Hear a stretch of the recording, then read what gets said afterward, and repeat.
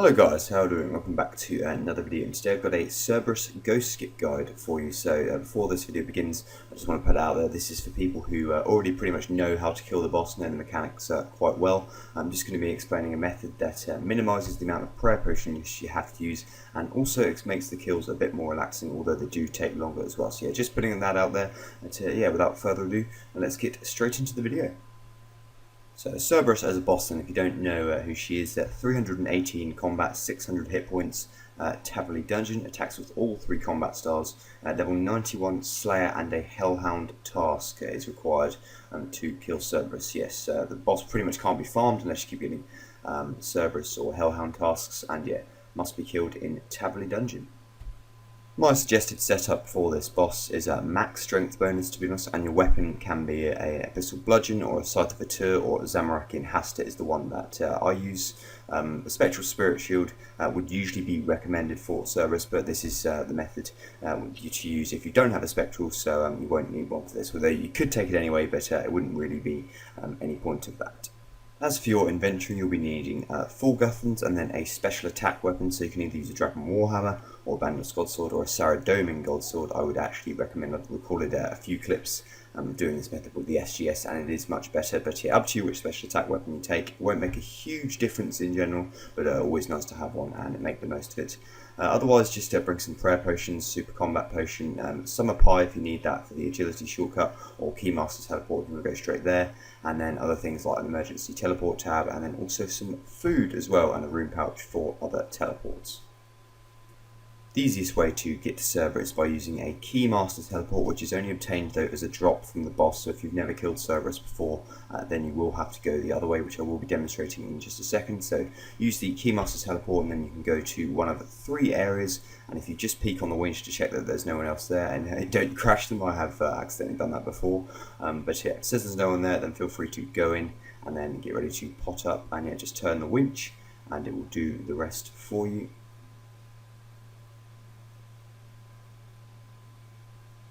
And you will be in Cerberus's lair. Yeah, very graphically nice looking place. If you're a first timer, you will have to run there, so you can either start in Falador or in Taverley, and this is the route that I take. So you want to go out of Falador over the agility shortcut. It's Taverley Dungeon where you're heading, so you should probably be familiar with that place already if you've got 91 Slayer. To use the agility shortcut, you will need level 80 agility. I'm only level 76, so I'm going to use the summer pie to boost and jump over the strange floor. If you don't, you will have to go all the way around, and you want to run north past these hellhounds. Just be careful the spiders don't poison you as well before.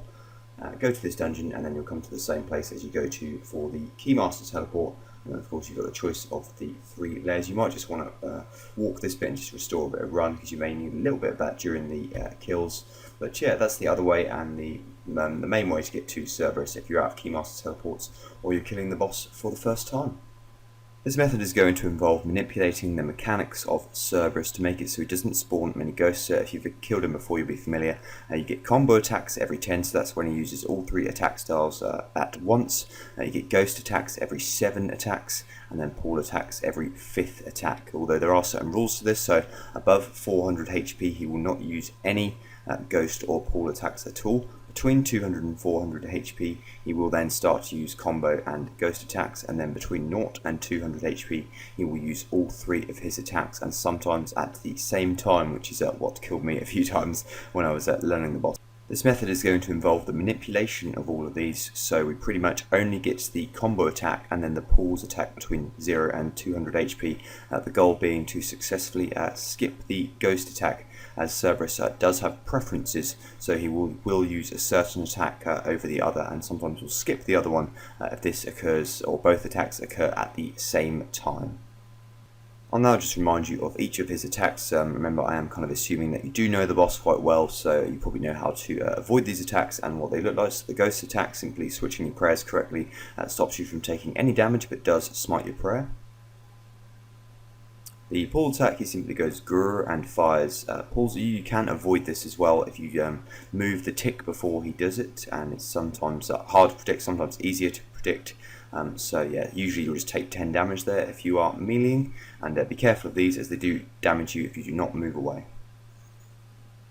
And the Ghosts and Paul's attack is probably the most dangerous one. It's where he does them both on the same ghost. So pretty much what you do here, watch the ghost carefully, put the first prayer up, and then move as soon as he puts the pulls out, and that way you shouldn't be stacked out at all. But when you're learning, it's very, very difficult to get this right.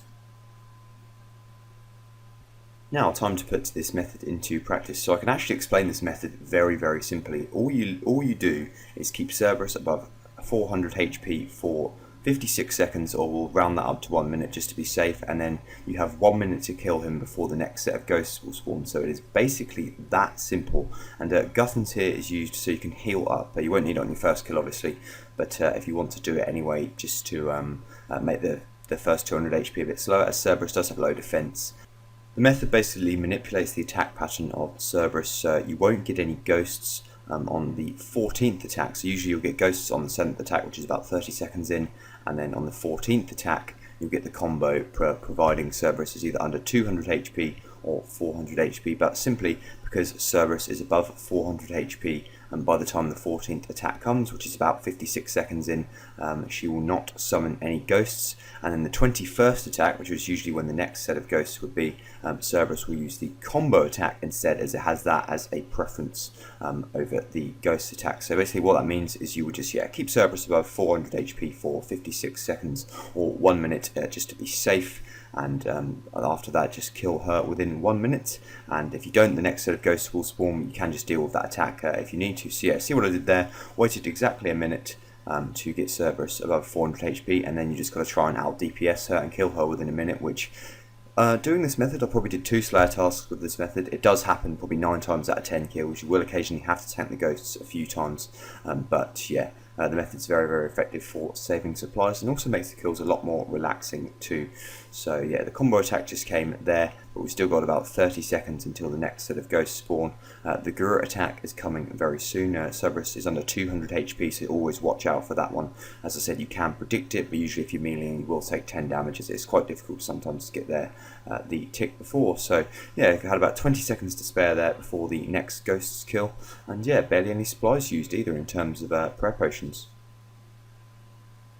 Okay, I'm just going to go through that one more time with utilization of the Saradomin God Sword. So it's quite useful, so you could just start the kill with the SGS, heal up a bit of health, and then equip your Guthans immediately and just basically get the rest of your health up. Or if you do take any damage during those first minute, then you can try and heal up as you go, so that way you save a bit more food as well, and it just sort of slows down the first 200 HP. As if you do the first 200 HP like with a Haster or your weapon, then you can, the DPS you can get on Cerberus is really good, which is what usually you'd go for if you had a Spectral Spirit Shield, and that way you wouldn't take too much prayer damage from the ghosts. But yeah, this method again is for people who either don't have a Spectral, want to save supplies, or just want the kills to be a bit more relaxing.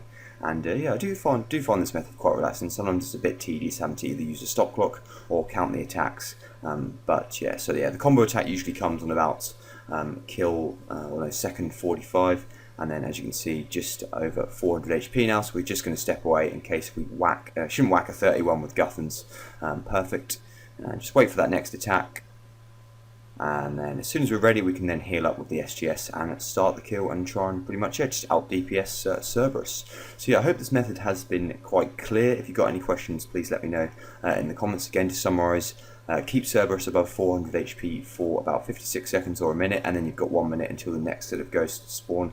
You will need to watch out for the pulls attack and the combo attack in between that, but the ghost attack is the one that pretty much drains all your supplies, and if you get it wrong, it's very easy to die too. So yeah, that is as simply as I can explain it. And yeah, I recommend this method for anyone without a Spectral or as an Ironman or wants to save supplies, and I'll probably use this method quite a lot if I do Cerberus. But yeah, that's pretty much going to be it for the video, guys. Hope that made sense, and yeah, again, if it didn't, please let me know. I'll try my best to explain it. But the wiki page has some good information on the mechanics too. It's where I got the majority of this information from. And yeah, I hope that makes sense, and I'll see you in the next video.